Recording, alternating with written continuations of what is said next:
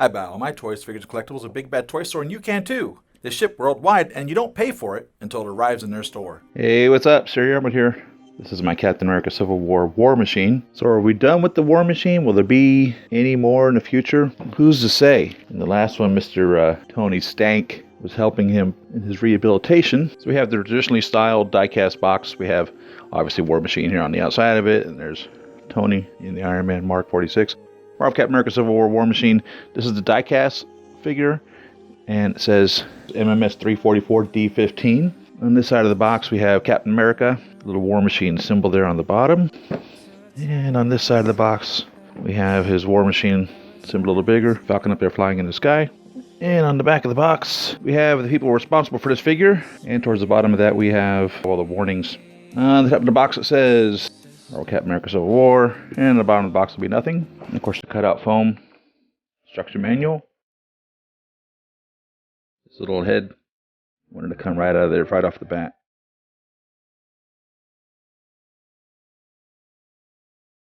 Finally, a mask that doesn't slide into the slots all the time. It actually sits up there pretty well.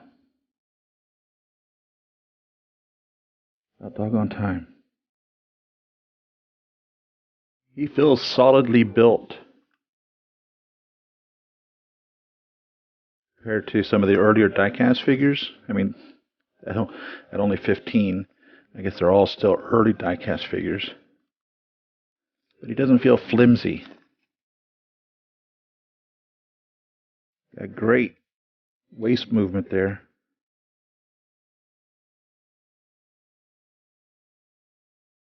Remarkable waist movement.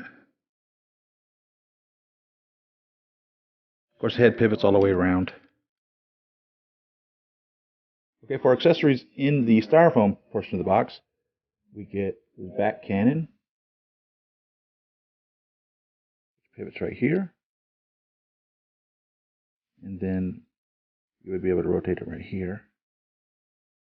You have two pivots on there.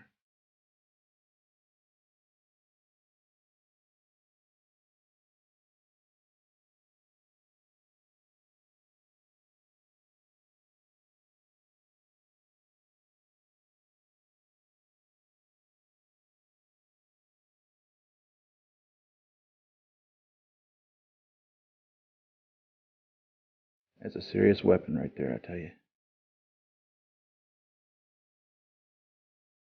So this is the first time he doesn't come with a saluting hand. We get a pair of fists that are angled to discharge his weapon out of the back of his hand. Kind of like an immobilizer, I guess is what it was, if I remember correctly. Kind of fired like a taser type of a weapon on it.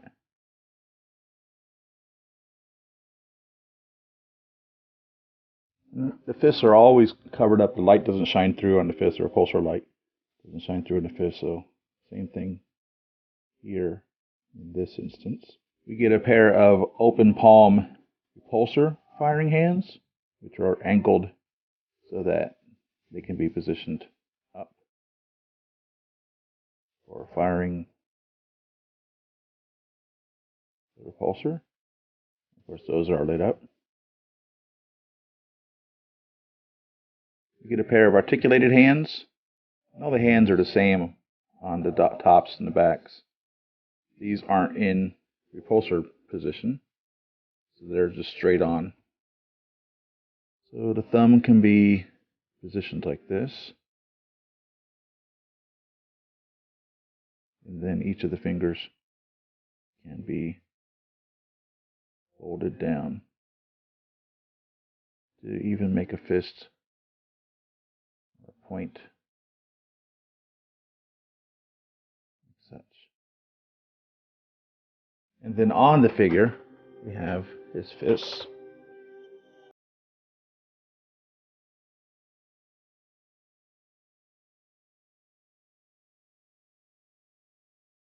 This just goes right in here.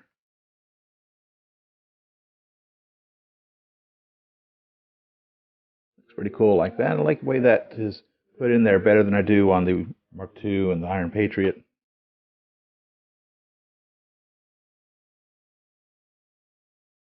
Yeah.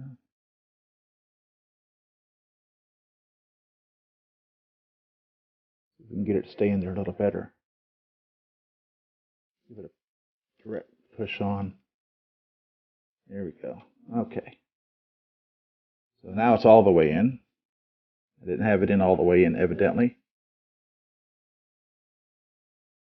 So now it moves quite easily.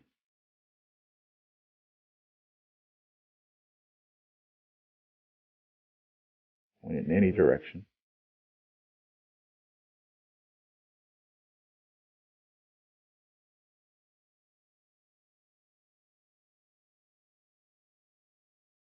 Now, as loose as that feels, I'm going to say if you keep moving that in time, you'll wear that out.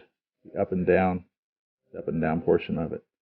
So you're going to not want to do that so much. You probably tighten that up with a little Elmer's glue or something inside of that. Just something to cause a little friction if it ever becomes loose on you. But I do like that. That's pretty cool. Good job with that.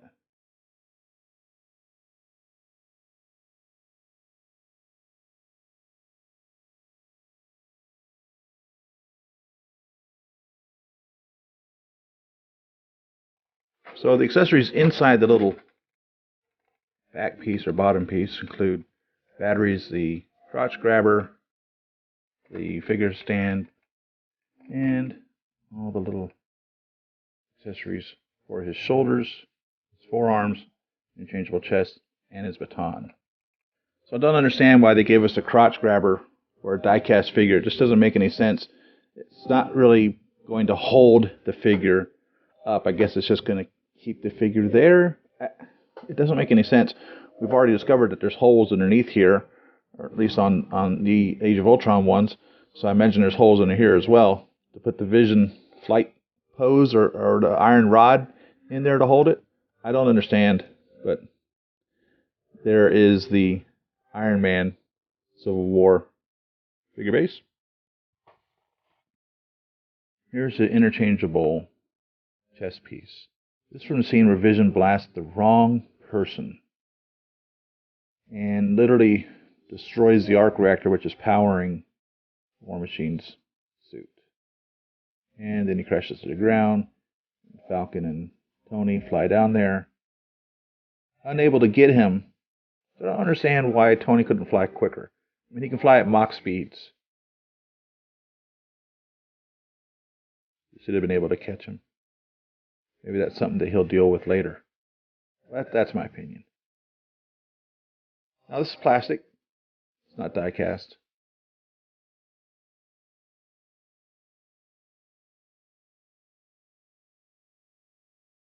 And this piece just pulls off.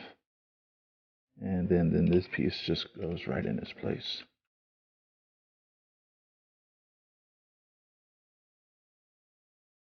And I like that there's some blue in there. It's really neat.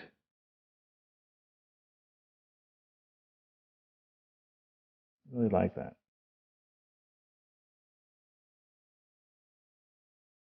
I love the red color of the arc reactor there. Now it's not lit up. Presently, I haven't put the back.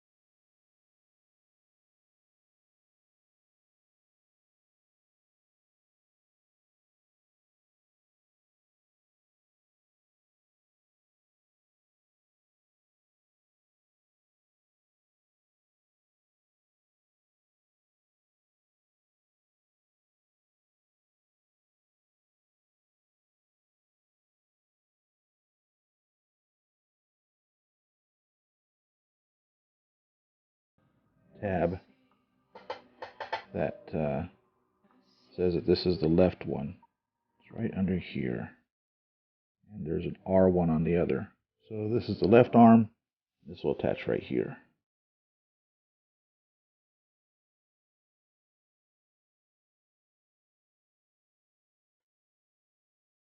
And that really gives you a serious form of weapon there.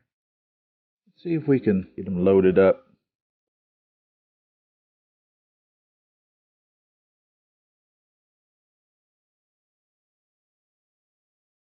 There we go.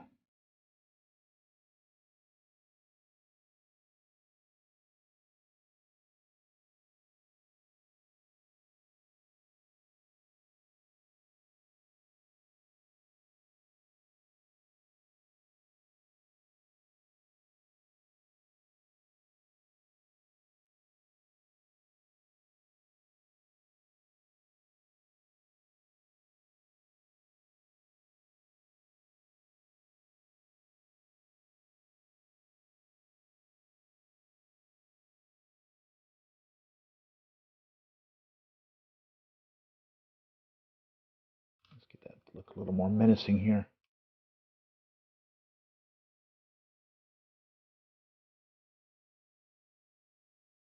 So I don't know who they're trying to kid with these little pieces here. They are not easy to get open and out at all to put the little shoulder armors in. So this piece you just lift up right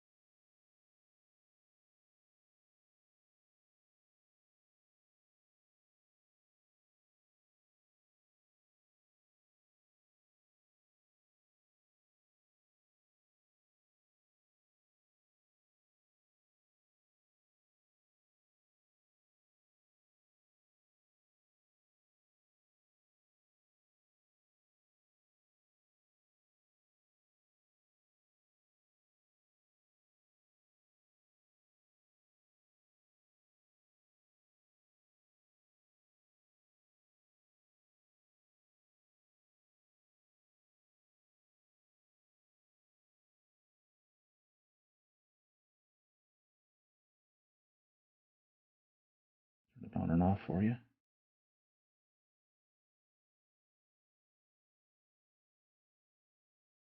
Let's turn these lights off, see what it looks like without any light.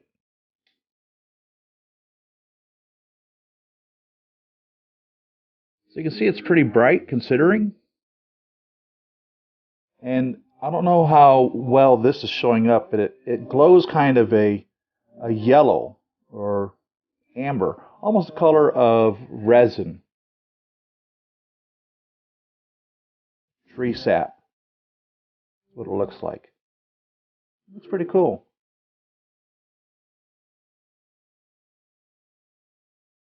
The thing that's nice on this is, normally they give you a fist with a holding position to hold weapons and such, but it's not necessary for this one.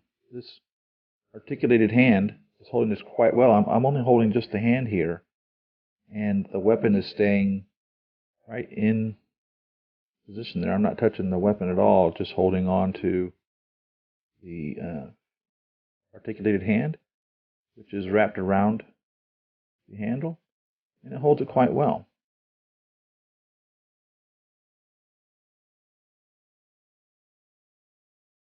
Let's put his non-death chest piece in. I like that. All the little, they always do that inside the Iron Man suits. Show the inner workings of it there. It looks pretty nice.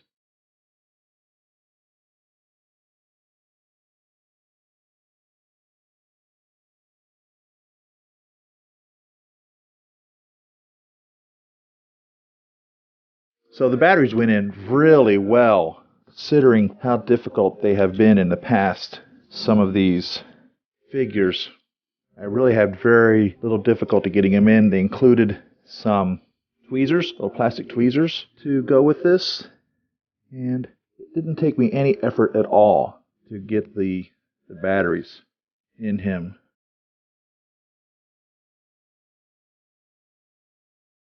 The inside of this helmet, really cool. I love it whenever they do that with the helmets.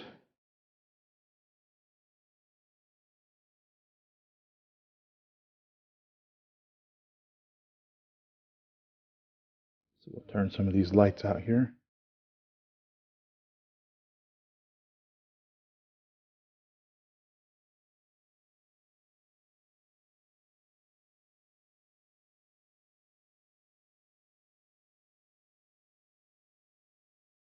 You can see the red that shines through when it's not directly at you. The camera really brightens it more than what it really is. So it looks kind of pinkish, and there you can see a little better. The camera's trying to compensate for it.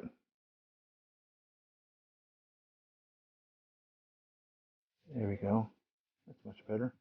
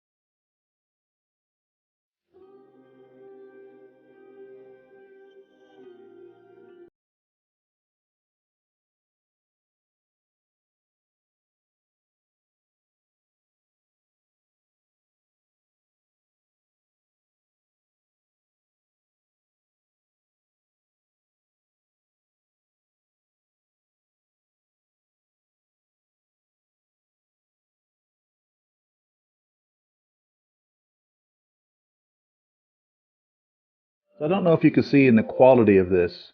These are little Age of Ultron Legionnaires there. I forget what they were called. Sentries? That's the little faces of sentries right there. I like how the pilots do in the military whenever they take down an enemy. They Put them on the side like a dog fight.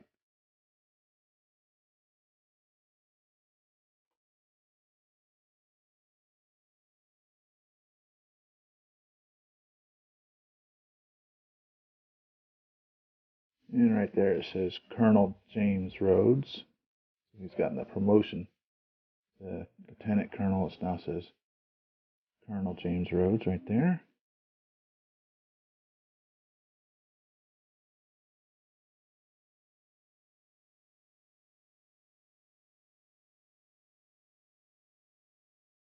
The Air Force insignia right there.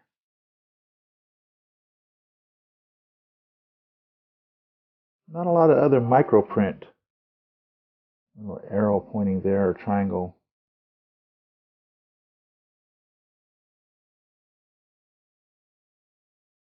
We have the number 003 right there.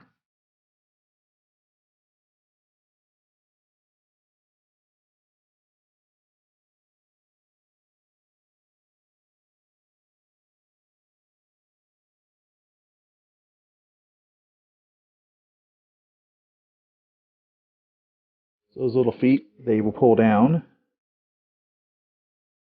like such.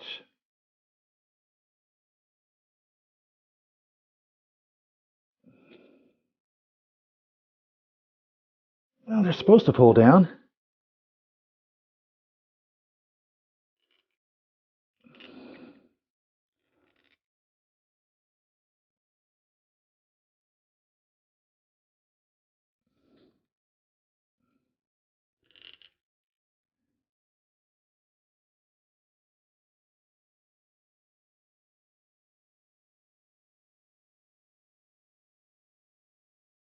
His little feet are articulated like such, and his little toe goes up and down like that. So you get that much movement there. Which isn't a lot, but you don't want to move it a lot for a diecast. You want it to be sturdy. You don't need it to be so much movable that you can't get him into a pose, but you don't want it so much movable that it won't stand up on its own. But we do have pretty good side articulation there, which is going to afford you to be able to get him into a pretty good pose as such.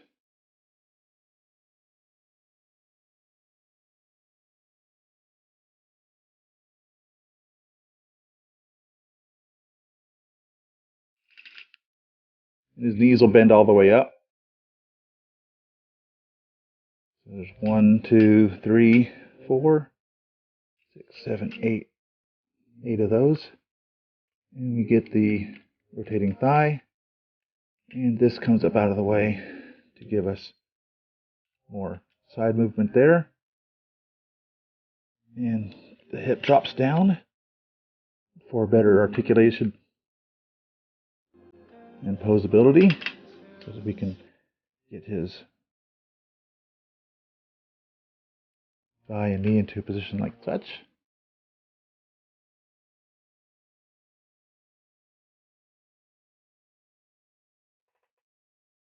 This retracts in for improved waist articulation.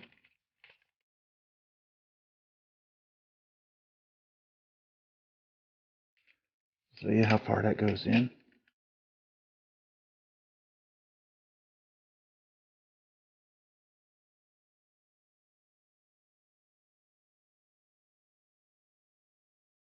Like that. And then bend the back as such. So that's quite a bit.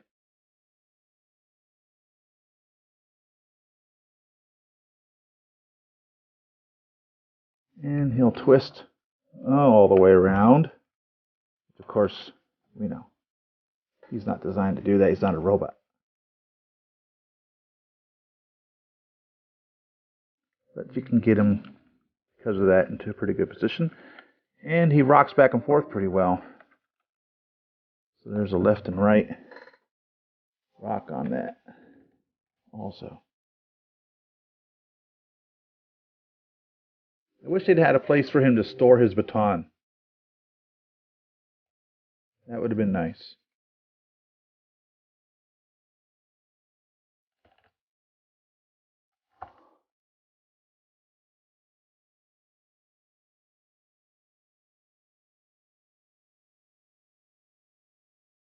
Also, I would assume that there should have been a cover for this as well. I don't know why there wouldn't be a way for that to retract in all the way. For some reason they didn't do that. I don't remember if it was always out in the movie. Maybe you can help me with that. But I would think it would be covered up. And if he's able to attain supersonic flight just like the Iron Man suits are, then I would imagine that would have to be able to retract into the armor.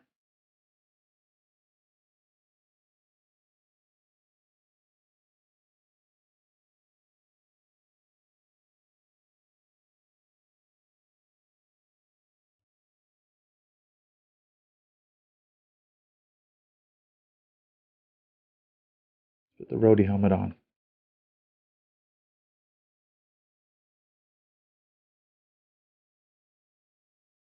The little chin pops down, and then you can just lift this right up. And it sits up there very nicely.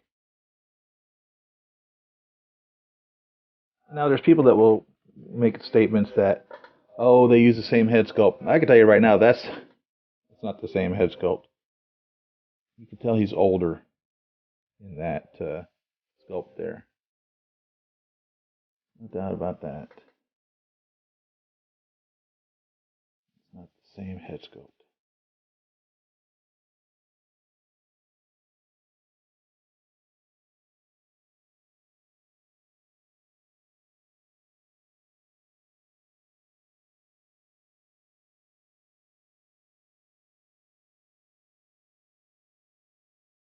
No doubt about who that is. Definitely looks like Don Cheadle. I'm very happy that helmet stays up. Faceplate stays up on top of the helmet. Finally, the entire Hot Rod and War Machine 2, Iron Patriot, heck, even the War Machine Mark 1, the helmet faceplate doesn't stay up properly. Diecast version, I can't tell you specifically on the regular one. I don't have.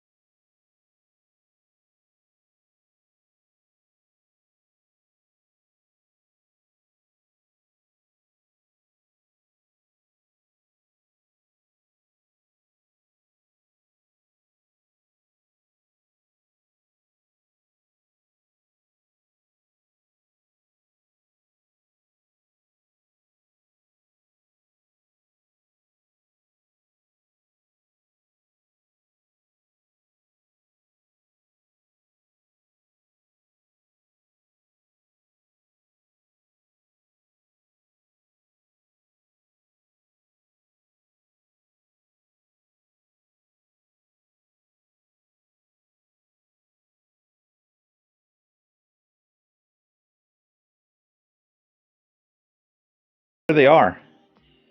The Mark II that Rhodes stole from Tony, or kind of like how they said the suits are really unstealable. So Tony let him have it.